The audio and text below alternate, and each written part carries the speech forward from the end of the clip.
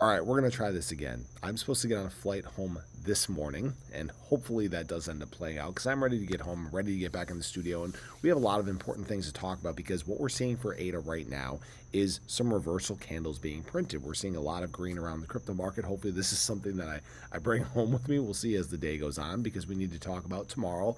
Tomorrow is going to be a day that will affect the crypto market in a big way, but what is really exciting is that ADA actually saw a 500% increase in inflows over the course of this last week. And this is obviously a very big deal and something that can help ADA as we move further on and deeper into this market cycle. We're going to talk about that and more in this video. So if you guys are new or haven't already, make sure you hit that subscribe button down below, hit that bell. Again, it's free to do. It'll keep you updated anytime there's new content live here on the channel.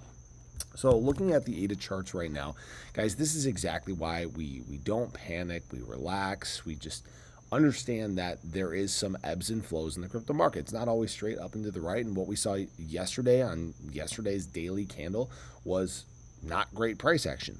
And then it turned out to be very good price action, right? We dropped all the way down to into that 63-cent range, and then we actually surged all the way back up to 66 cents. We actually printed our Dragonfly Doji candle. For those that aren't familiar, this is a bullish reversal candle, so we'll see if that does end up playing out. And what we can see from ADA right now is, again, another start to a green day floating at about 67 cents. What's helping us here as well is BTC is also green. BTC had a doji candle yesterday, not a Dragonfly Doji, but a doji nonetheless, and we can see it's back within this top range of this big descending wedge that's playing out. So everything structure-wise is still fine. We're not making, huge moves one way or the other. And really what we did, again, a second time here was another retest with our total market cap of crypto. This is the big breakout we're trying to have, guys.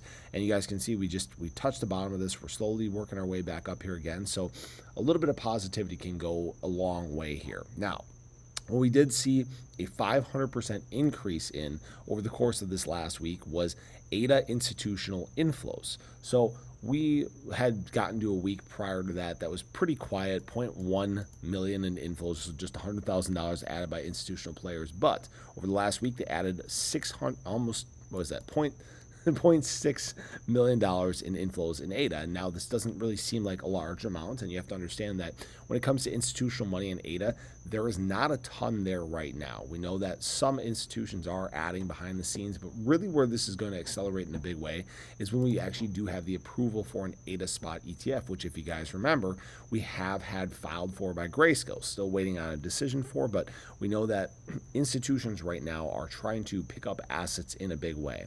Some things may be kind of quiet. Yes, they can buy ADA over the counter. There's not nearly the over the counter balance that there is in terms of BTC, but institutional players have been adding during these discounts nonetheless. And I think a lot of people are missing that's going on. They're missing that these big entities are picking up positions as quietly but as quickly as they can, because they're prepping while prices are down in these lower ranges before we have our next big boom in the crypto market. Right now, this isn't a guarantee or financial advice or anything like that, but we have seen this thing play out many times before. The presence of institutional money means, yes, there is more manipulation. It's louder than ever. And something that I think people need to remember as well is it's loudest when the charts suck.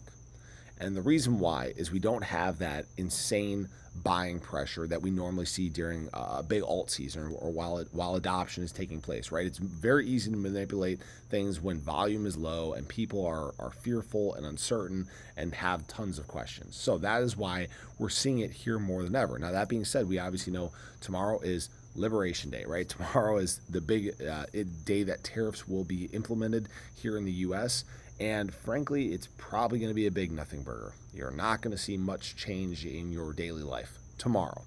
And I'm expecting some volatility. We'll just have to wait and see how the day does play out. Yes, there will probably be some manipulation attempts, but then we have to ask ourselves, is price already that discounted? Are these prices already baked into the current charts? And looking at this drop right here, it sure seems like they are. People have already been in this fearful state, this uncertain state, and then on the opposite side, whales, institutional money, they've already been picking up their positions down in these lower prices. Go figure. So that's all I got for you guys in this one. We'll just have to wait and see, obviously, how the rest of the day plays out, how tomorrow plays out. Understand that later this week we do have our first jobs report for the month of March. So we'll see what jobs actually look like for that month, but that's pretty much it. So appreciate you guys as always. Hope you enjoyed the video. Let me know your thoughts below, but have a great day. Catch you guys in the next one. Take care.